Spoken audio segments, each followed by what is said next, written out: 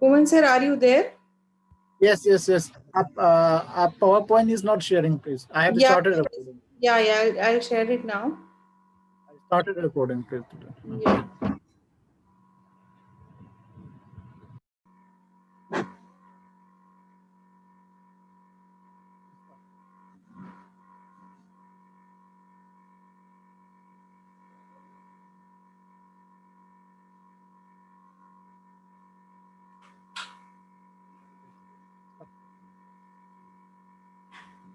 Okay, so good evening everyone. We are starting with block 3, and the topic of today is perspectives of indigenous knowledge systems. You must have heard about the term indigenous and indigenous knowledge, which has a great significance as a means to explore the socio-cultural systems that exist in our society.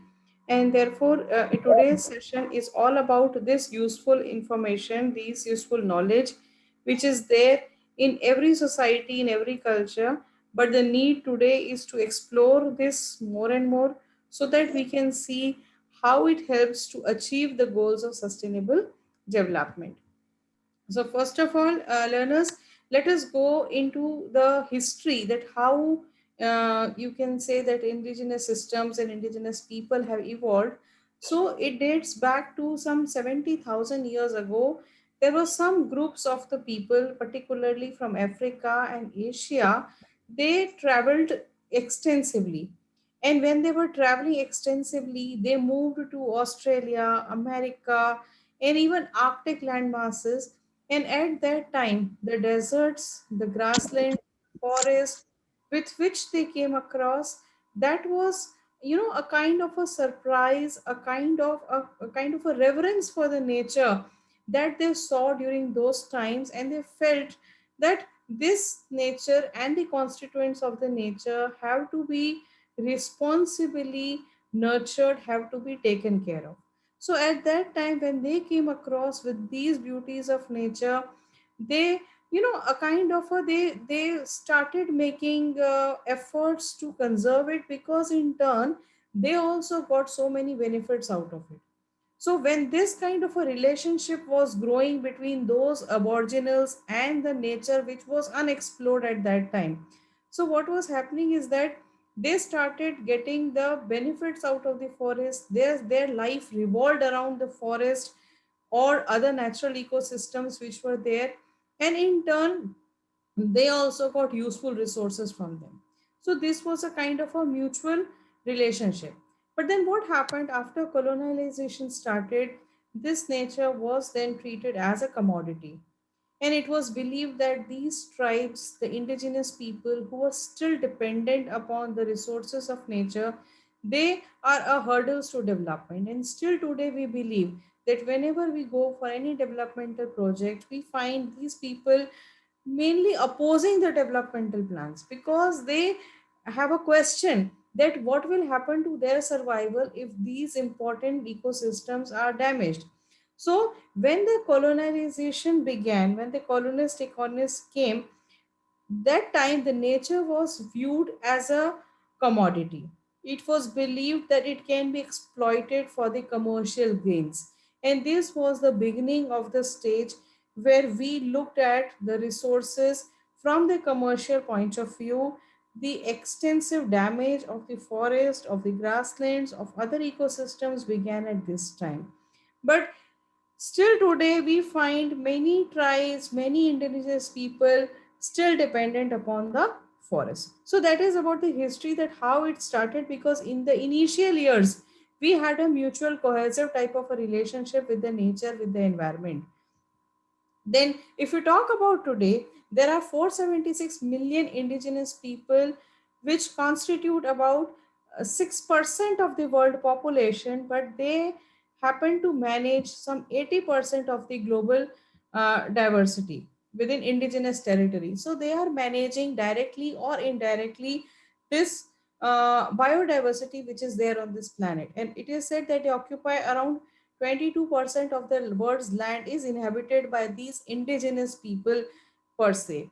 And the reverse situation is that we they are mostly cast out from the society, because when we talk about the tribes, indigenous people, they are treated as being wild, they are savage, they are poor as they are uneducated, they are uncivilized.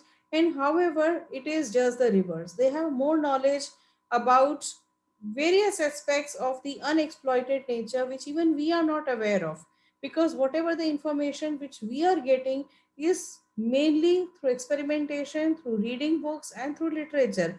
But these are those people who directly interact with the nature systems and the processes. But this is irony that they are treated as, we mostly talk about they are jungly, we call them as jungly, we call them as uneducated, uncivilized, Adivasi. Most of the times we call them as Adivasi. So, this is the state of the affairs of the indigenous communities today. And today, in the emerging global knowledge economy, because we are talking about particularly in session about the indigenous knowledge. So, when you talk about today's growing economy, there is a need to build up and mobilize knowledge capital, and which is very much essential for sustainable development. It is quoted by World Bank in 1997 that as it is important to have the financial capital as the physical capital, but along with this, it is also important to build upon the knowledge capital, the know-how of certain things, the information about the certain things, and this information is locked up with these communities which have who have a unique knowledge about various aspects. So this knowledge, it is you can say it is unexplored. We do not have much information, so it also need to mobilize this information. And if you have to mobilize this information, it is essential that these tribes and the indigenous people have a kind of a, you can say, they have to be involved more and more in our you can say in our talks, in our deliberations, and that is a further roadmap. And the basic component of country's knowledge system is indigenous knowledge. So every culture, every society, every region has a history, and it dates back to several thousand years back. So there are certain group of the people who have been inhabiting this land for several years, so they have the knowledge about the weather, about the agriculture, about the soil, about other flora, fauna. They are having in-depth knowledge about that particular region. So that indigenous knowledge, the basic knowledge, the primary knowledge, or you can say the primitive knowledge, that forms the foundation of today's knowledge. So what knowledge systems we are building today, that is basically based upon the ancient knowledge which these people have. So it encompasses not just the knowledge, knowledge per se, that you have a knowledge about certain phenomena, or you can say certain aspects of nature, the diversity, and the fishes, you can say the mountains, the rivers, and so many other things. But it also encompasses the skills of hunting, the skills of growing crops, the skills of fishing. So different types of skills are also these people are having, and they also help us to fight against the adverse conditions which most of the times come up. So we will be talking more about this indigenous knowledge and this indigenous people, how they are, how they had this information before, and in present, how we are losing this information which already these people are having. So the basic foundation of indigenous knowledge is indigenous languages. You must have seen in your surroundings, you must have noticed at many times that there are indigenous languages. These indigenous languages reflect the culture and the society, and most importantly, it is surprising that these indigenous languages are connected with nature, because in indigenous languages there are words, you can say, or the nomenclature of thousands of plants and animals and fish species. And when we destroy these plants and the animals, when they go extinct, along with the indigenous language, we are also losing the species. So it is important that how the more rich the biodiversity is, the richer is the language diversity at that place. So what I mean to convey to you is that indigenous languages have certain words, certain dialects with them, certain information about the nature, the plants, animals with them, and that is communicated through the indigenous languages. Similarly, they have the knowledge about the stars, about the currents. They can navigate through the seas without having any compass, without having any calendar, because they have been witnessing all these phenomena since long. And another important thing about indigenous language is that it is more oral than written. It is not so it is there more in the minds, and therefore it is essential. If we talk about the indigenous languages, it is essential to save these indigenous tribes, because it is not recorded anywhere, it is not documented anywhere. So whatever information about the indigenous species of plants or animals, what they are called in the indigenous languages, that we can only know when we have those people who speak these languages. So they are the repositories of world's cultural heritage. So a lot of information is stored with the indigenous languages at present, and many languages are extinct today. By 2050, it is expected that half of these indigenous languages will no more exist, because indigenous languages suffer oppression and discrimination. People who speak these indigenous languages are most of the time discouraged to speak these words, because it is said that you forsake these languages. We find many tribes, in Chhattisgarh, in Madhya Pradesh, in Rajasthan, in Odisha. There are small pockets of the indigenous people who speak these indigenous languages. But the generation coming, they are encouraged to not to use these words, not to use these language, because it is an indicator of their development status, and it is indication of their backwardness. So they suffer oppression and discrimination. And also another factor is that there is a dominance of words languages. So there are certain languages which are dominant, which are more in usage. So naturally the younger generation is forced to learn that language, leaving aside their own indigenous languages. But if we talk about India, there are 800 languages which are spoken in our country, and out of that there are 23 official languages in our country. And therefore we can say that multilingualism is celebrated, and it should be celebrated, because one thing is must be very clear: the more languages we have, the more diversity we have, it indicates that we have more information. And that is very true, because if we are confining ourselves with 2 or 3 or 10 or 15 languages, that means that we have limited information. So rather it should be encouraged more and more the indigenous languages. But however, with the help of digital technology, of course, we can help to preserve the indigenous languages. That how we can protect them, how we can preserve those languages, and how they can help, particularly in the objectives of biodiversity conservation. So, when we talk about indigenous knowledge or traditional knowledge, these languages, they are very important. They need to be conserved, they need to be promoted more and more, so that we know more and more information about certain tree species, animal species, and so on and so forth. So, what is indigenous knowledge? Much talked about the tribes, much talked about the languages, but what is indigenous knowledge?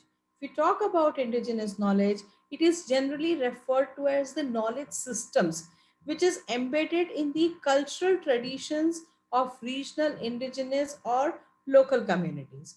So, it is embedded in their way of living. It is embedded in the way of practicing their livelihood. It is embedded in their cultures.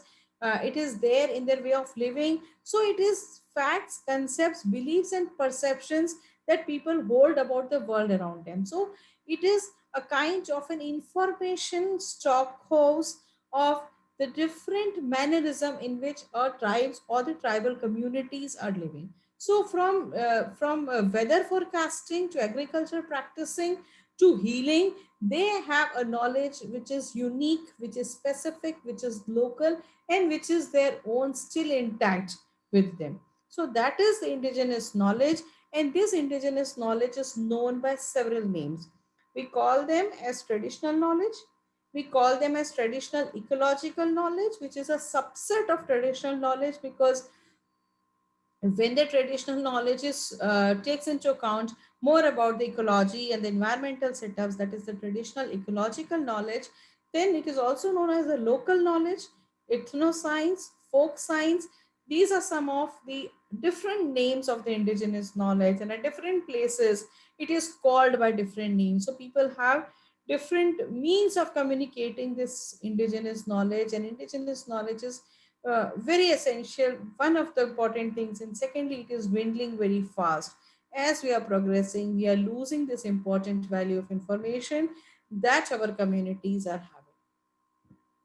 So what has changed today? About, if we talk about the knowledge transmission, it has changed today from long term learning to short term learning. Because initially, what these indigenous people have, the knowledge about different this thing, that is there because of a long term repeated usage of certain things, long term observance of certain phenomena taking place, and after that they form this information or form this knowledge. But today it is the short term learning. We learn, we see phenomena and outside surroundings for a very short time today, and we take out the inference and we feel that this is the knowledge about certain things that we are having. But however, it is not so. So that is another advantage, you can say, another characteristic of indigenous knowledge, that it is based on long term usage and a long term observation taking place outside. So World Commission on Environment and Development 1987, it quoted that the larger society, the larger communities, and the nations as a whole could learn a great deal of traditional skills in sustainably managing very complex ecological systems. So, ecological world is very complex. We have a unique diversity, unique, you can say, competitions taking place for resources, for space, for habitat. A kind of an intricate relationship exists between different levels of trophic levels, you can say, in our food systems and in our ecosystem. So it is so complex that to manage it sustainably, not only the bookish knowledge, the scientific knowledge, but also the knowledge which these indigenous people are having, that can help us in a great deal. So it has been quoted at several times, and therefore in 9th August every year we celebrate that World International Day of Indigenous People, that is celebrated in order to recognize their important role in in taking forward this information. And similarly, in 2019 itself, the UN declared that year as the International Year of Indigenous Languages. So that language, which is the base of this knowledge, that is very important to preserve it. So UN and has already recognized, and at various platforms we lay and we stress this as very important, that in order to sustainably manage the resources and to take forward the agenda for survival and the agenda for sustainable development, it is very important to relook at our knowledge systems and to explore more and more about the traditional indigenous knowledge. So, as we were talking about traditional ecological knowledge, it is the subset of indigenous knowledge, and it began with two particular disciplines and two particular sciences. That one is ethnoscience and another one is human ecology. So, ethnoscience dealt with traditional means of how to identify the species and how to classify the species, not going along with the modern taxonomical classification of the species, but the traditional means by which the different species were named in their own languages, in their own systems, and classified according to the external features of the plants, whatever they came across. And also the human ecology, which explored that how we relate with this immediate environment and how we relate with the natural process, we as the human beings, how we are relating with the natural processes which are occurring. So having knowing the different species and exploring our relationships with them, the base of traditional ecological knowledge started. So let us understand clearly that how traditional knowledge differs from scientific knowledge, because this is a debate which always goes on. There is always a debate between scientific knowledge and traditional knowledge, because there are certain group of the people who deliberately say that traditional knowledge, doesn't have much of the scientific attitude and scientific base with them as compared to the scientific knowledge. So here in this slide you can see we have a comparison between the traditional knowledge and the scientific knowledge. So traditional knowledge is mainly qualitative in that aspect, that how many times we have seen that particular um, plant work in that manner, or how we have utilized the medicinal value of a certain leaf or a certain root. So it is mainly qualitative as opposed to the scientific knowledge, which is more based on facts, models, formula, and it is always translated into some form of a quantitative measurable terms, that how you can measure certain things happening. Then traditional knowledge has a more of an intuitive component, in the sense that by way of their interaction and by the frequency of their knowledge about the different species, they know that this would have worked in that manner. So uh, actually traditional knowledge is need based. Whenever tribes have certain problems, particularly suppose if they are having cuts, if they are having wounds, if they are having some other eye problem, for example, so it is, and then that time they explore the nature, that how they can find out the solution to a particular problem. So at that level the intuition works, because by trial and error they know that by this leaf, by this root extract, they may be in a position to solve this ailment which is occurring to them. On the other hand, scientific knowledge is totally rational. Then traditional knowledge is holistic, that it explores not only the one aspect, but it takes into account the other features related to the socio-economic constant. On the other hand, scientific knowledge is totally reductionist, means it tries to simplify the complex into simple one, because we know there are certain complex things happening, and by virtue of the scientific knowledge, these complex phenomena are converted into simpler terms, so that individuals are able to grasp and understand them. Traditional knowledge has a moral base, whereas scientific knowledge has not much of the moral. It has already been said that it is rational. Traditional knowledge is based on observation and accumulation of facts, because we have discussed that how people get the information, because at the initial instance they don't know how a particular tree is useful to them, or how a particular extract of the leaf is useful to them. So by trial and error from long generations, they practice, they learn, they unlearn, and in this way they gather a knowledge. But on the other hand, scientific knowledge is based on experimentation.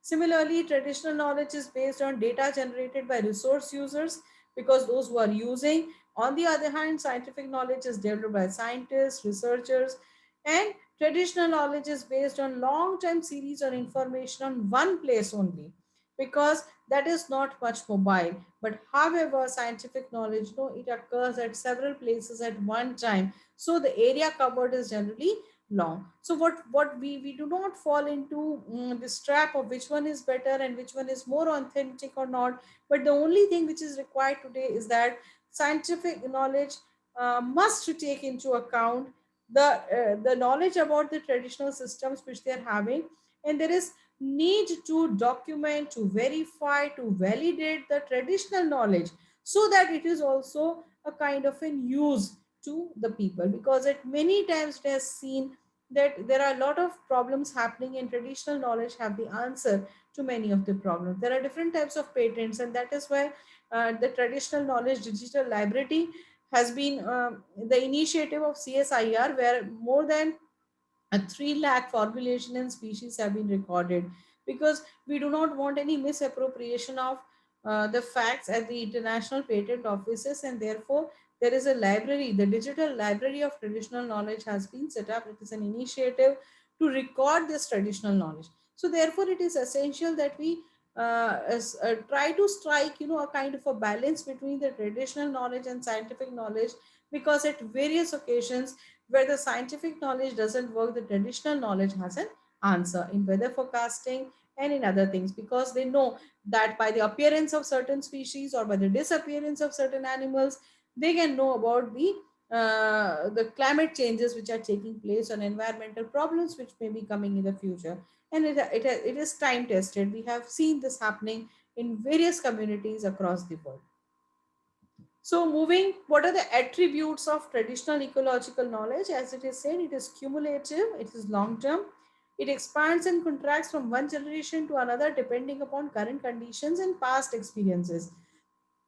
So it is not always that with the old generation, the coming generation, there is always a learning and unlearning taking place. So when with the change in the environmental setup, there are certain things about the traditional knowledge which are also gone, and new ones have taken place. So for example, the hunting, by the way of the manner of hunting, the manner of fishing has changed a lot within these tribal communities also.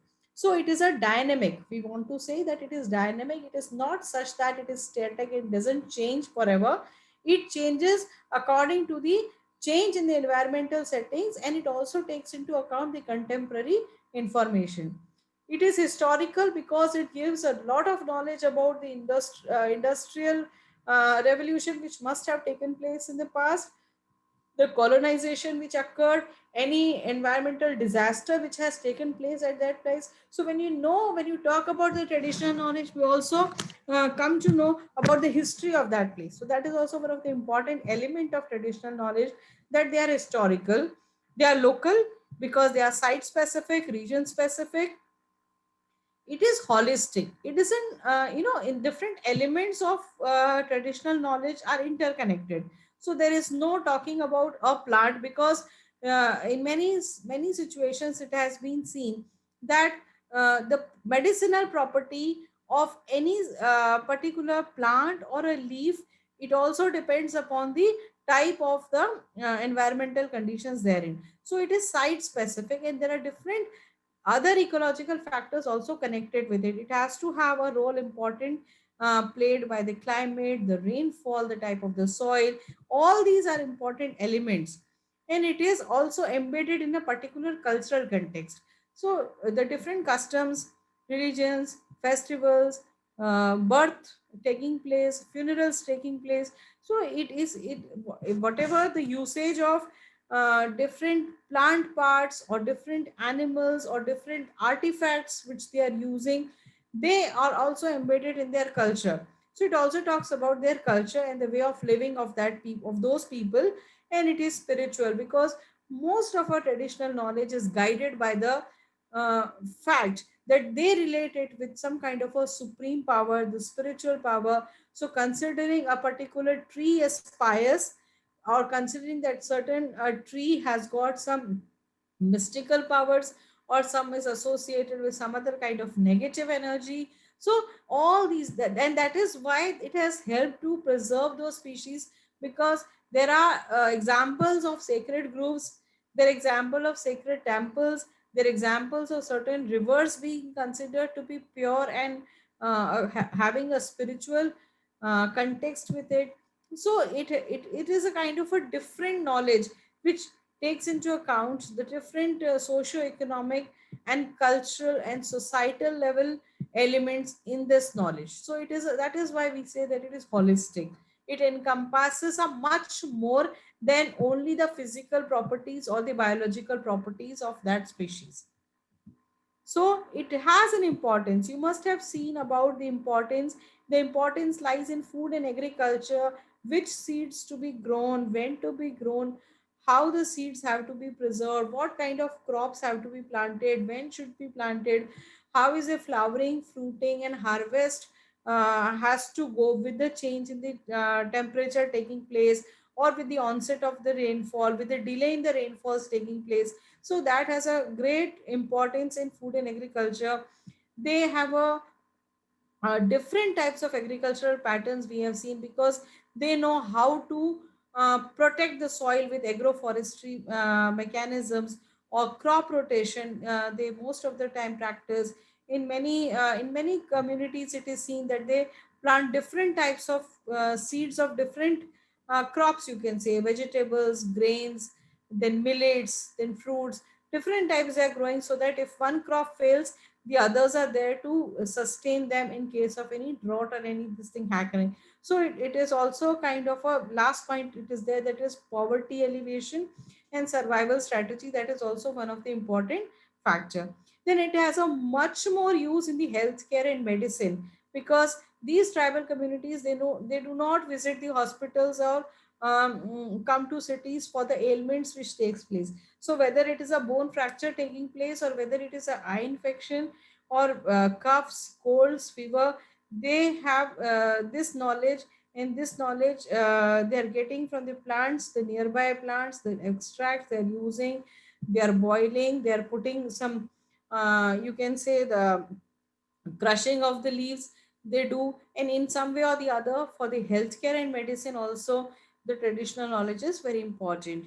Then it is important for biocultural resources, because as now we were discussing about the customs, the traditions. In the marriage ceremony, particular type of grass is very essential. In the funeral, some particular leaves are very important. During newborn birth taking place, some other type of plant, or some fruit is essential. So it is also related to their customs. Similarly, festivals, in different festivals throughout the year, they use these type of plants and the other resources. So they also help to have a kind of they also help to protect the biocultural resources. Then similarly, the you can say the natural resource management. For example, we were talking about vegetation, wildlife, soil, water. So they know in various areas where water is scarce, they know how to preserve the water, how what kind of species have to be grown, what type of crops should be grown, so that much of the water is not required. So they also help in the natural resource management. Similarly, soil conservation practices of these traditional people are much more helpful than at present what we are having. Wildlife conservation, in ancient places in the forest, midst of the forest, you find certain structures where the water is stored. So it also helps to protect the water, conserve the soil, vegetation conservation, wildlife preservation. That helps a lot in all these factors.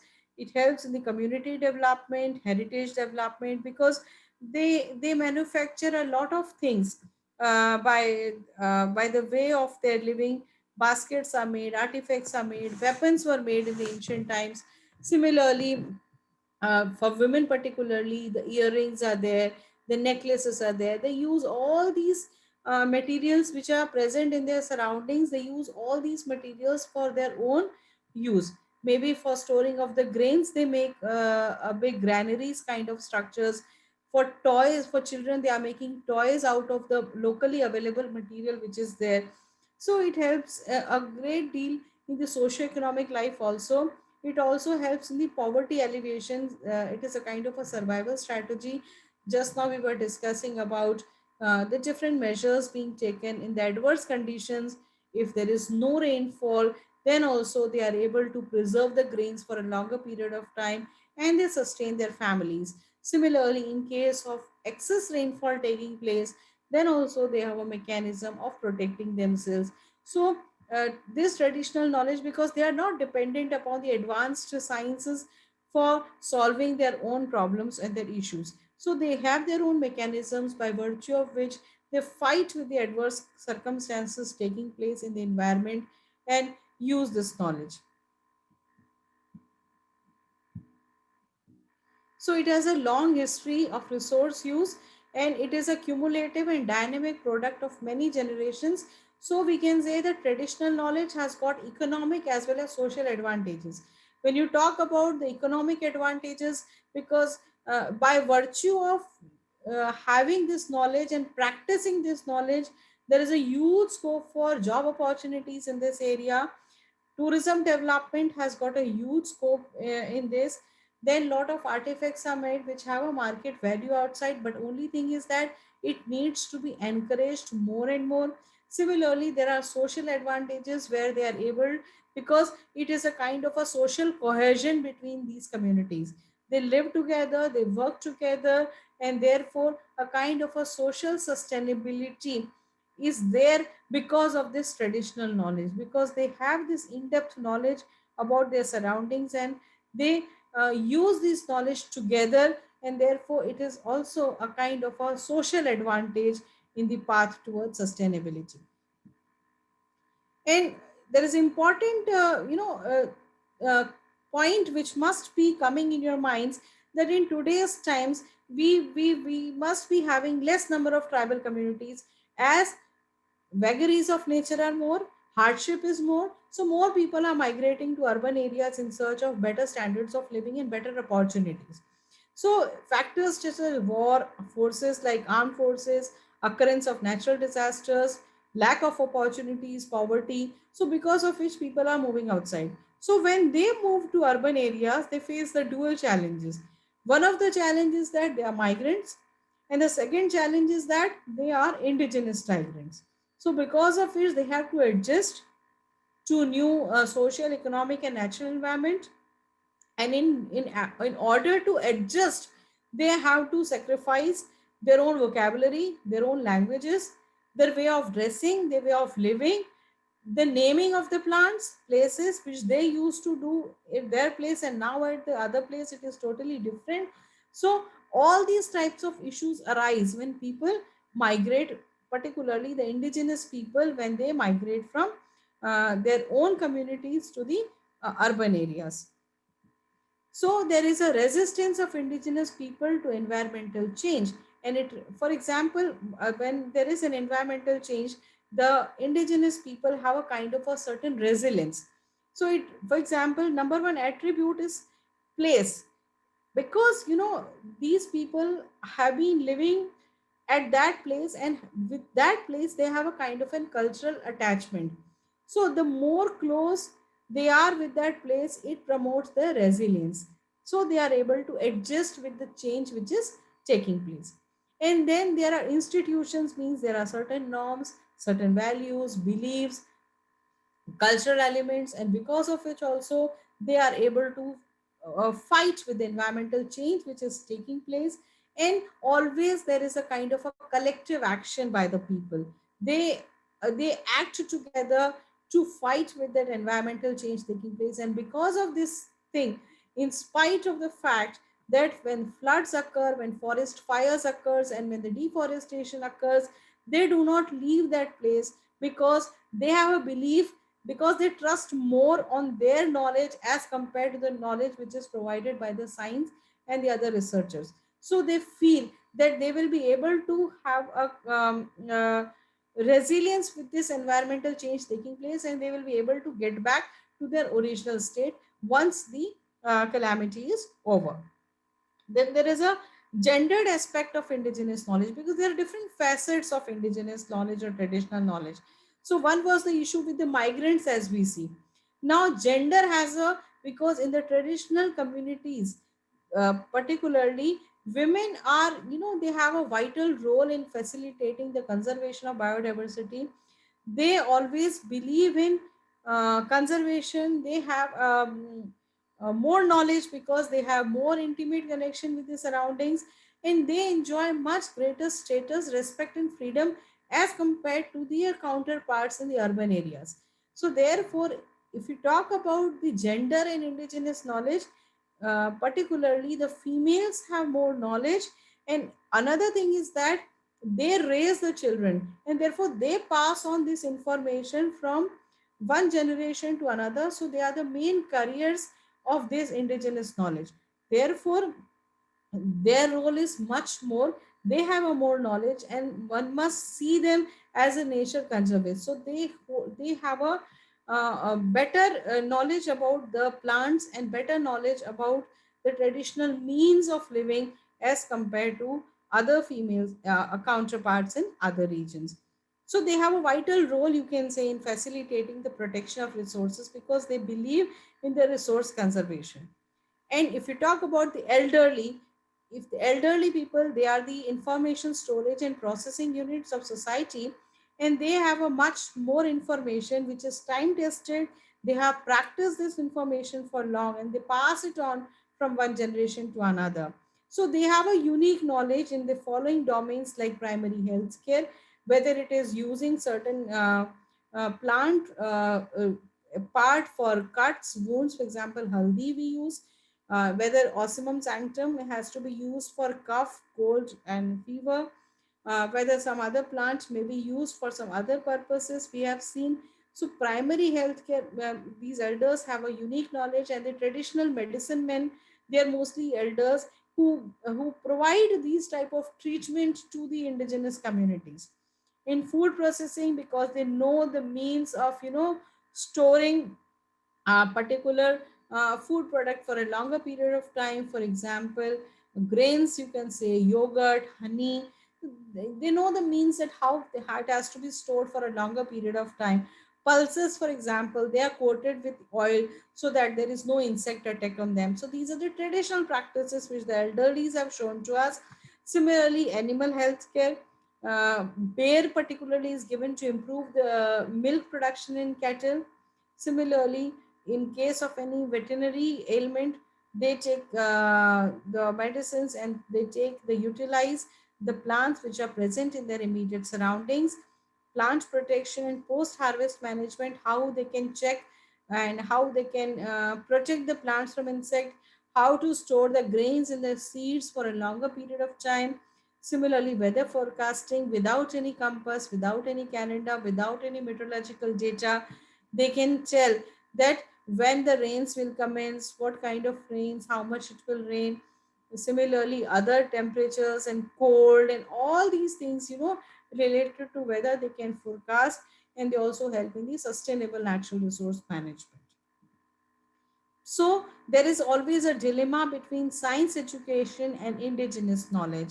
How to put them together, how we can see that they both go hand in hand. Because in our science textbooks, there is hardly any mention of the indigenous practices. So it is essential that when we teach science in our classrooms, it is important that we also give examples from these indigenous communities, because when we give these examples, it will be more relatable to the students who are coming from the different cultural backgrounds, and therefore they will be in a better position to interpret this knowledge. So whether we are talking about the crop rotation practices, or when we are talking about the medicines, when we are talking about the common habits, when we are talking about the health, hygiene, or we are when talk about the artifacts or tourism, we hardly give mention of the indigenous practices which are there. So it is very essential. And when we do this, when we give examples from this indigenous practices and knowledge, it relates more to the students, and it establishes relevance to study science in culturally diverse classrooms.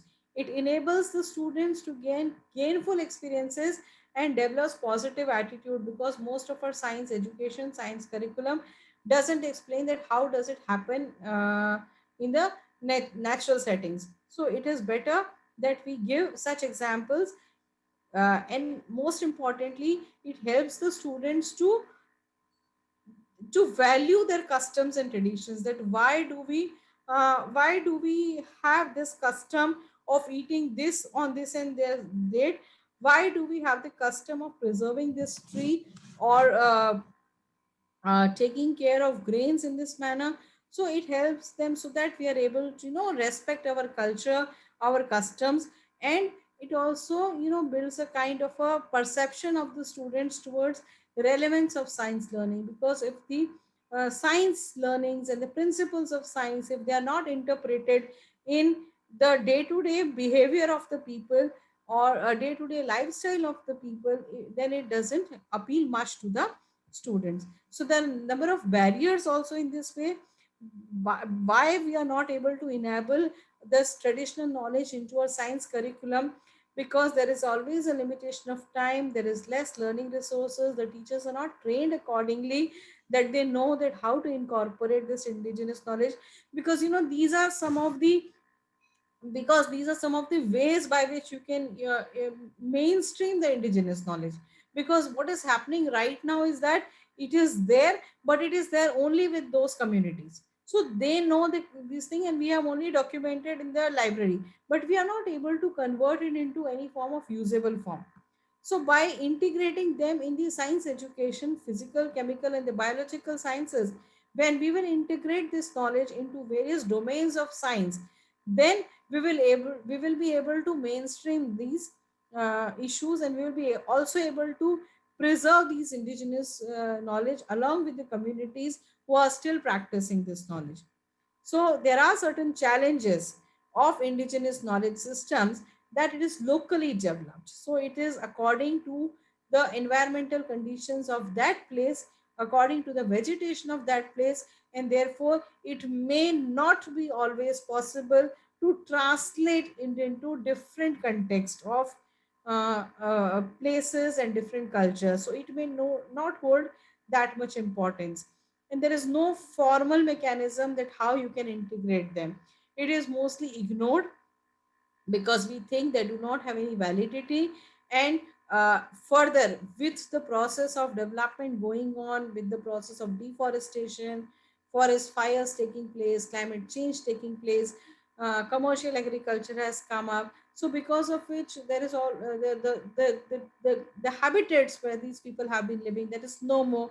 There is a lure of the modern living. So these tribal communities, particularly the young generation, they do not want to continue with the same old lifestyle, and they also move to come forward, come to the cities. And we have seen it happening, and how it becomes a hurdle for the development and further progress of these indigenous communities, because it is dwindling day by day. So we conclude that indigenous knowledge is a valuable heritage, because it is not just that those who have this indigenous knowledge is the uncivilized way or un scientific manner of practicing certain things, or it is a time consuming process, but it is a valuable heritage, because it is not just the remedy of certain things, but it also speaks a lot about the history, the culture, the socio-economic life of the people of that place. And the concerns of indigenous communities, the concerns are many. The concerns are recognition, the concerns are ill treatment, the concerns are not improving, not including them in the decision making. They are some of the important concerns which need to be addressed. And we have seen that many times, whenever there is an environmental change taking place, these tribal communities are the first one to notice this change. They can see that the sea level is rising, they can see that the temperature is rising, they can see that particular animal species is the numbers are getting down year after year. But whenever this type of a change occurs, they are the last one to be considered or consulted or discussed, or taken into any kind of a decision making. And in the move towards conservation of indigenous knowledge and sustainable development, efforts must be made. First of all, we have to recognize their information, need to document that, validate that, and also it has to be made at par with the scientific knowledge. Because as new diseases are coming, as new challenges are coming, one set of system will not be able to solve the problems. So it is essential that we have alternative medicines, alternative means of securing the livelihoods, alternative means of conservation of the natural resources. And in that way, indigenous knowledge systems can play a very important role. So with this, I end here. These are some of the references. You should go through it if you're more interested. uh, can we have discussion now?